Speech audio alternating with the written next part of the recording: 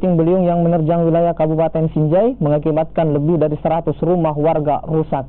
Selain rumah, 5 sekolah juga terdampak angin puting beliung. Hawali, buruh tani di Desa Bonto, Kecamatan Sinjai Tengah, menjadi salah satu korban.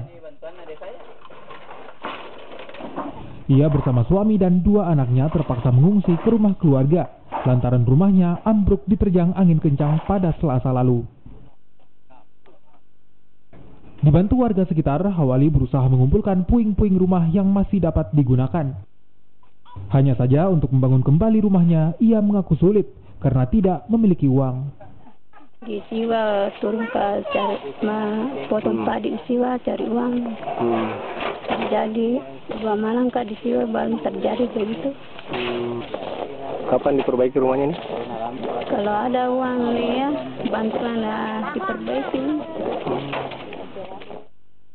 Dari data kantor Badan Penanggulangan Bencana Daerah setempat, sebanyak 110 rumah warga dan 5 sekolah rusak akibat diterjang puting beliung.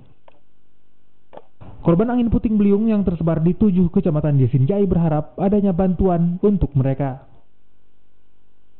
Muhammad Salih, Kompas TV Sinjai, Sulawesi Selatan.